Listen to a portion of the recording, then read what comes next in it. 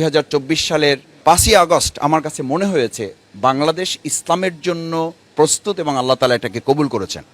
এখন এই প্রেক্ষাপটটাকে চাষ করে যেন ফসলটা আমরা তুলে নিতে পারি। আসসালামু আলাইকুম ওয়া রাহমাতুল্লাহি ওয়া বারাকাতুহু। আমাদের শ্রদ্ধাভাজন হোস্ট, আমাদের প্রিয় মাতৃভূমি বাংলাদেশে গণ্ডি ছাড়িয়ে গোটা পৃথিবীর মানচিত্রেই শ্রদ্ধেয় ডক্টর মাওলানা মিজানুর রহমান আজহারি ভাইয়ের আজকের এই আমন্ত্রণে আমরা যারা এখানে এসেছেন, আমরা প্রথমে আল্লাহ শুকরিয়া আদায় করি আলহামদুলিল্লাহ, যেরকম একটা বরকতপূর্ণ আয়োজনে আমাদেরকে আল্লাহ তাআলা শামিল হওয়ার তৌফিক দিয়েছেন। আমি দুটো ছোট কথা বলতে চাই, 2 মিনিটের কম সময় শেষ করতে পারলে আমার জন্য ভালো হবে। আমি যারাদের সাথে আমরা আজকে মিলিত হতে সুযোগ পেয়েছি, এটি বাংলাদেশের জন্য অত্যন্ত গৌরবের এবং অত্যন্ত মর্যাদার যে এরকম একটা সময় আমাদেরকে আল্লাহ তাআলা দয়া করে দান করেছেন।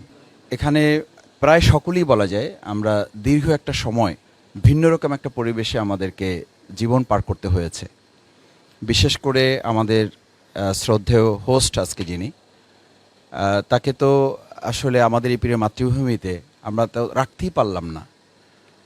আল্লাহ তাআলা আমাদেরকে এই সুযোগ দিয়েছেন। আবার আরেকবার অন্তরস্থল থেকে শুকরিয়া আদায় করছি আলহামদুলিল্লাহ। আল্লাহ যেন স্থায়ীভাবে আমাদের প্রিয় মাতৃভূমির জন্য প্রথমত এই সময়টাকে নেয়ামত হিসেবে বর্ধিত করে দেন। দ্বিতীয় হচ্ছে, আমি হুজুরের ওয়াজ থেকে একটু কথা বলি, সেটা হচ্ছে অহুয়াল গফুরুল ওয়াদুদ। আসলে আমাদের প্রতি মানুষের এই ভালোবাসা, আমাদের এই বক্তব্য, আমাদের এই কারো লেখনী, এটির আলাদা কোনো কৃতিত্ব আছে বলে আমার কাছে মনে হয় নাই। এটা নিতান্তই আল্লাহ তাআলার দান তার বান্দার প্রতি। তিনি যখন তার কোনো বান্দাকে ভালোবাসেন, এই হাদিস আপনারাই বলেন, আপনাদের কাছ থেকে শুনেছি, আমিও মাদ্রাসায় যতটুকু পড়ার সুযোগ পেয়েছি, আল্লাহ তাআলা যখন কোনো বান্দাকে ভালোবাসেন তখন তিনি আরশে আজিমে এটাকে বলেন।